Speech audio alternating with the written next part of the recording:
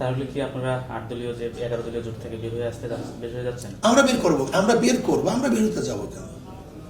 এটা তো আমরা করছি, এটা তো ওয়ান বক্স থিওরি তো আমাদের, যে ইসলামকে ক্ষমতা নিতে চায় না, নিজের ক্ষমতায় যেতে চায়, অন্যকে গুরুত্ব দিতে চায় না, হ্যাঁ তারা বের হয়ে যাবে যদি প্রয়োজন হয়। কিন্তু এখন আমরা চাই না বের হয়ে যাক। আকাঙ্ক্ষাটাকে আমরা জলাঞ্জলি দিচ্ছি ক্ষমতার লোভে, এটাকে ধ্বংস করে ফেলতেছে ক্ষমতার লোভে, যে আমি ক্ষমতায় যাবো, অন্য কাউকে না, আমি হামকে বাবু ডাঙ্গুর নিস, আমি বড়, অন্য কেউ বড় না, অন্য কেউ শুনা কেউ। অথচ দেখা যায় আজকে এনসিপির কি আছে, তারপর আমরা তাদের গুরুত্ব দিই। এর কারণ এটাই তো নিয়ম, কিচ্ছু না থাকলে আমরা গুরুত্ব দিই। বাংলাদেশে এখন রাজনৈতিক ঐক্য হচ্ছে না? ঠিকটা ঠিক মতো বললেন। রাজনৈতিক ঐক্য হবে রাজনৈতিক স্বার্থে, কিন্তু দিনের স্বার্থে রাজনৈতিক ঐক্য ফলপ্রসূ না। আল্লাহ দিনের স্বার্থে লাগবে অরাজনৈতিক ঐক্য। আপনাদের প্রিয় সংগঠন তাহরিকে খাতমে নবুয়ত বাংলাদেশ সারা বাংলাদেশে প্রচার করে মাসলাক যার যার দিন ইসলাম সমাজ, অর্থাৎ দিনের স্বার্থে ঐক্য চাই। সেখানে বিএনপি থাকবে, জামাত থাকবে, এনসিপি থাকবে, আওয়ামী লীগও থাকবে। যারা দোষ করছে ওরা শাস্তি পাবে, বাকি যারা আছে এদের কি মেরে ফেলবেন নাকি? কথা বলেন। ইসলাম ইনসাফ দিছে, ইনসাফ কি দিছে? ইনসাফের বাইরে যাওয়া যাবে না, আবেগে কোনো কাজ করা যাবে না। যারা বুঝে দল করছে, না বুঝে দল করছে, এদেরকে হাত দেওয়া যাবে না, এদেরকে ক্ষমা এবং অনুশোচনার সুযোগ দিতে হবে। তাহলে আমরা সকল দল ও মতের মুসলমান দিনের স্বার্থে এক হয়ে যাব। তিনটি স্বার্থে আমাদের এক হইতে হবে। কয়টা স্বার্থে এক হবে? ইসলামের সুমহান স্বার্থ রক্ষায় এক হতে হবে, মুসলমানদের মৌলিক দাবিগুলো আদায়ে এক হইতে হবে, আর বাংলাদেশের স্বাধীনতা রক্ষায় এক হইতে হবে। আমাদের এই তিনটি স্বার্থের বিরুদ্ধে বাংলাদেশে কাজ করে তিনটি অমুসলিম সম্প্রদায়। তার মধ্যে সবচেয়ে নিকৃষ্ট হচ্ছে কুখ্যাত কাদিয়ানি সম্প্রদায়। নিঃসন্দেহে তারা কাফের এবং অমুসলিম। তাদেরকে যারা কাফের বলবে না, তারাও কাফের, কারণ তারা আল্লাহর আখিরি নবী মুহাম্মদ সাল্লাল্লাহু আলাইহি সাল্লামকে আল্লাহ শেষ নবী হিসেবে বিশ্বাস করে না। চিল্লায় বলেন নাউজুবিল্লাহ। সেজন্য তারা কি? তাদেরকে যারা কাফের বলবে না, তারা কি? ঈমান, ইয়াকিন, জিহাদ, তিনটা কাজ যার মধ্যে পাওয়া যাবে সে সত্যবাদী। আল্লাহ বলেছেন ওয়াকুনু মাস সাদিকিন, সত্যবাদীদের সঙ্গী হও। তার মানে যিনি আপনাকে মসজিদে নেতৃত্ব দিবে তাকে ইমানদার হতে হবে, যিনি আপনাকে খানকায় আধ্যাত্মিক নেতৃত্ব দিবে তাকে ইমানদার হতে হবে, যিনি আপনাকে সমাজ ও রাষ্ট্রের নেতৃত্ব দিবে তাকে ইমানদার হতে হবে, সৎ কর্মশীল হতে হবে। এই ক্ষেত্রে আমরা মাইনাস পয়েন্টে না।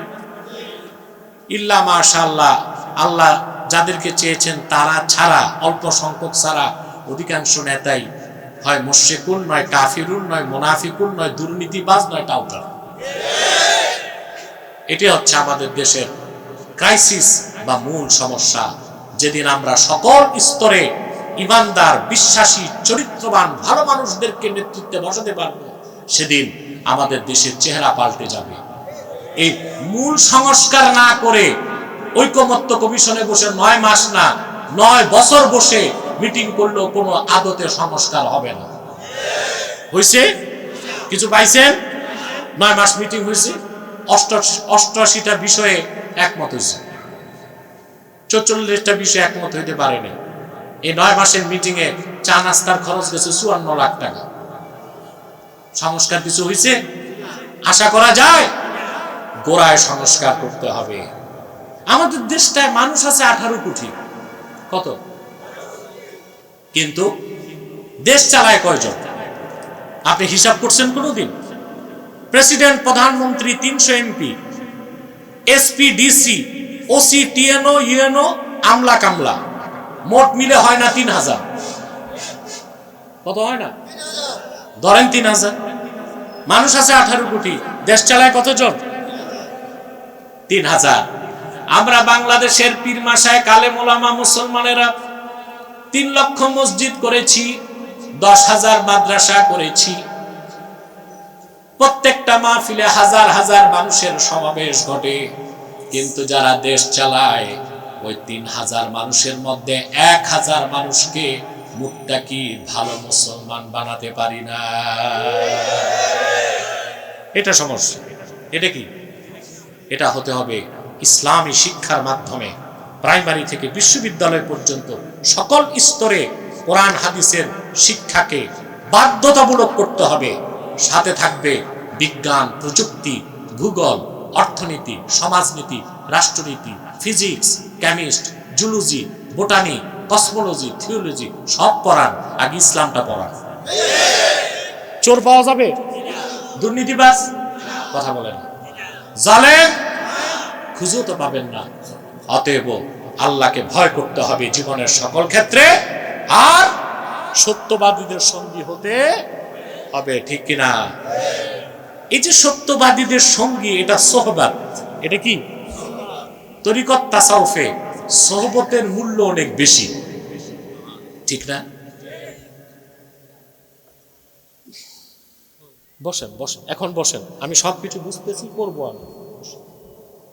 প্রিয় ভাইরা মনোযোগ দেন একটু। ভালো ইঞ্জিনিয়ারের কাছে না গেলে ইঞ্জিনিয়ার হওয়া যায়? ডাক্তারের কাছে যে পড়ে নাই, বাড়িতে বসে বই পড়ছে, ওই ডাক্তারের কাছে ডেইলি রুগী মরবে কয়টা? মরবে না? নিজে নিজে ডাক্তার হয় যে বাড়িতে বসে, ডাক্তারের কাছে না যে, ওইটার আমরা বলি হাতুড়া ডাক্তার। ঠিক কিনা? ইঞ্জিনিয়ারের কাছে না গেলে ইঞ্জিনিয়ার হওয়া যায় না। বিজ্ঞানীর সংস্পর্শে না গেলে বিজ্ঞানী হওয়া যায় না।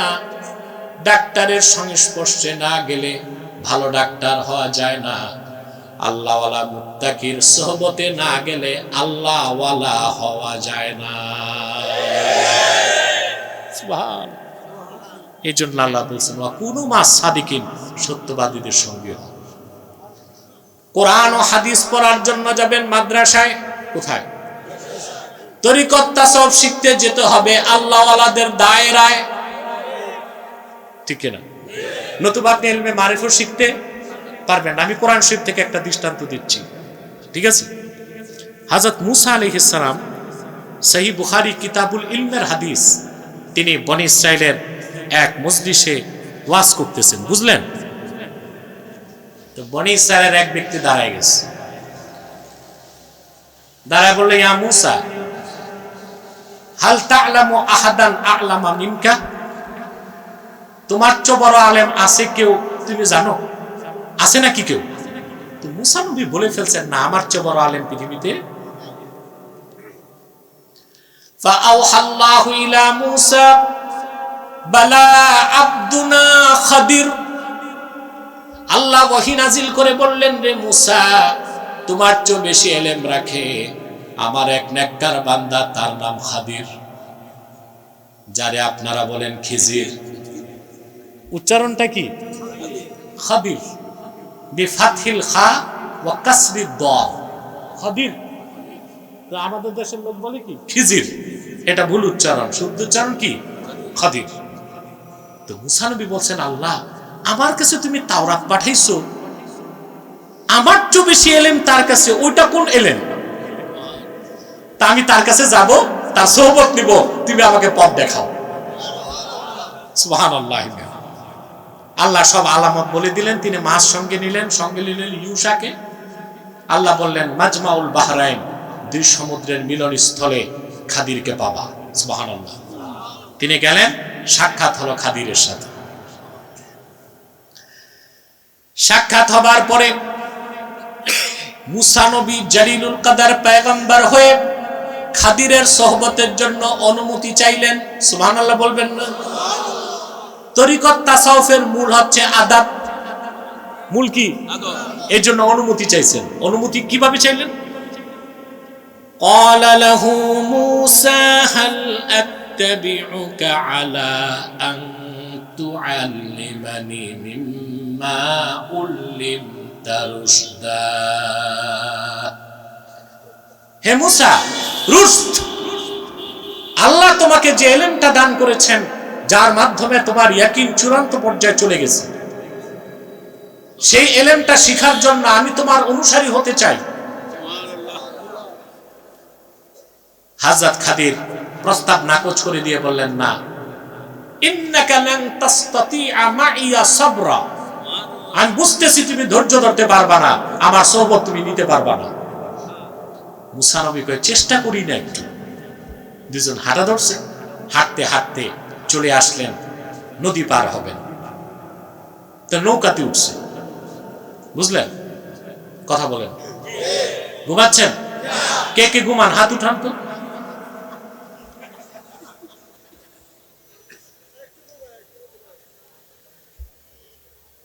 বুখারী শরীফের রাওয়ায়াতে এসেছে বিগার নৌল আই বিগার উজরা, দুই বুজুর্গকে পেয়ে নৌকাওয়ালা পয়সায় নেই নেই বিনা পয়সায় পার করে দিছে।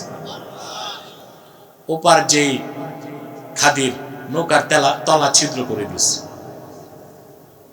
মুসা নবী আর ধৈর্য ধরতে পারলেন না, বললেন এটা কি কাজটা করলাম, ফিরি ফিরি পার করছে, এটার বকশিশ দিলা?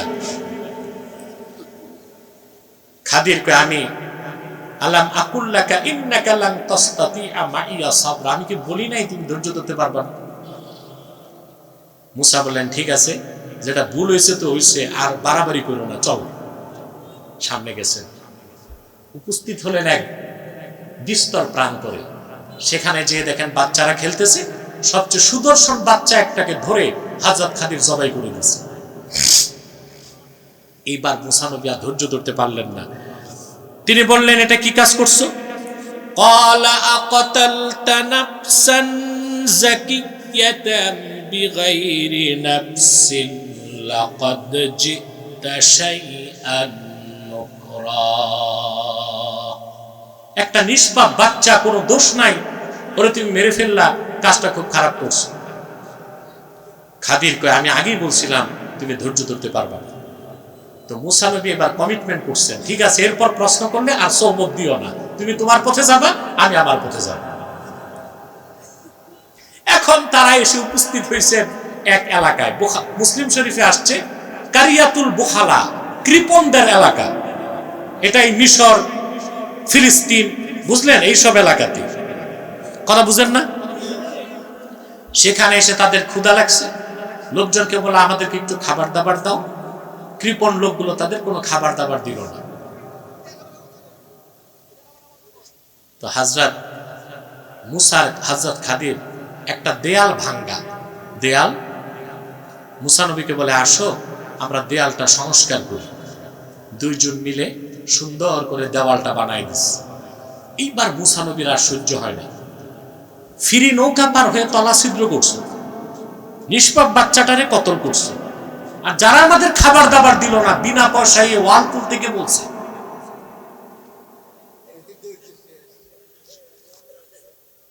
খাদির ডাক দিয়া বলল হাদা ফিরাকু বাইনি ওয়া বাইনিক, তোমার আমার সম্পর্ক, যাও আমি আমার পথে যাই, তুমি তোমার পথে যাও। এখন তিন কাজের ব্যাখ্যা তো লাগবে। হযরত খাদির বললেন নৌকাটা কেন ছিদ্র করলাম শোনো। أما السفينة فكانت لمساكين يعملون في البحر فأردت أن أعيبها وكان وراءهم ملك يأخذ كل سفينة غصبا, যে নৌকাটার তলা ছিদ্র করলাম এটা ইয়াতিমদের নৌকা, তারাই নৌকা দিয়ে কামাই রোজগার করে খায়। আল্লাহ প্রদত্ত এলেমে আমি দেখতে পেয়েছি পিছনে অত্যাচারী শাসক আসতেছে, সে নৌকাটাকে ছিনতাই করে নিয়ে নিবে, ইয়াতিমদের রোজগার বন্ধ হয়ে যাবে। তলাটা ছিদ্র করে দিলাম, খুব দেখলে নিবে না, পরে তারা নৌকা ঠিক করে নিয়ে কামাই রোজগার চালাতে পারবে। মুসা কয় কাজটা ঠিক হয়েছে, কাজটা। তো বাচ্চাটা মারছো কেন? তো শোনো, وأما الغلام فكان أبواه مؤمنين فخشينا أن يرهقهما طغيانا وكفرا, যে বাচ্চাটাকে হত্যা করেছি তার বাবা মা দুজন নেককার মুমিন। আল্লাহ প্রদত্ত জ্ঞানে আমি দেখতে পেয়েছি সে বড় হয়ে নাফরমানি করবে, বাবা মার উপর জবরদস্তি করবে, নাফরমানি করবে।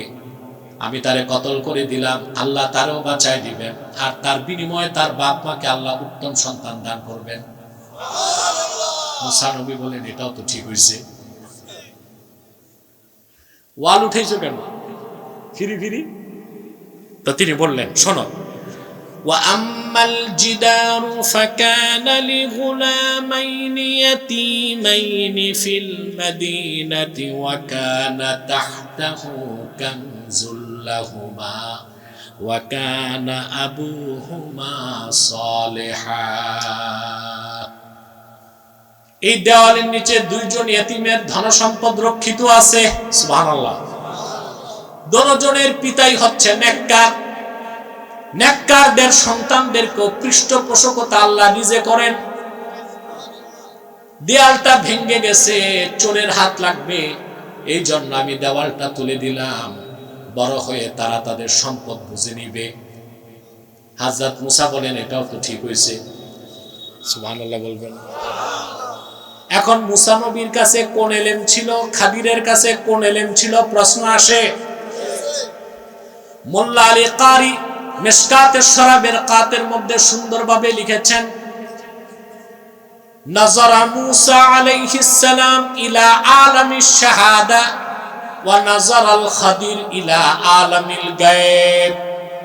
মুসা নবীর দৃষ্টি ছিল আলামে শাহাদা, শরীয়তের দিকে, আর খাদিরের দৃষ্টি ছিল আলামুল গায়ব, মারিফতের দিকে। হযরত মুসা খাদিরের সোহবত নিয়ে মারিফতের যে ইলমটা বাকি ছিল সেটাও নিয়ে নিলেন। বলেন সুবহানাল্লাহ।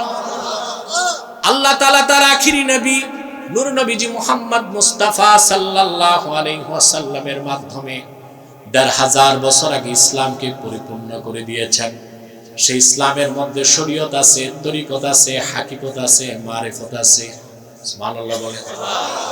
উম্মতে মুহাম্মাদির মুহাদ্দিস, মুফাসসির, ফকিহ যারা, তারা শরীয়ত শিখাবে, আর উম্মতে মুহাম্মাদির আউলিয়া যারা, তারা ইলমে মারিফত শিখাবে। সেজন্য সোহবত লাগবে কি লাগবে না? আল্লাহ বলেছেন, ওয়াকুনু মা'আস সাদিকিন, সত্যবাদীদের সঙ্গে হও।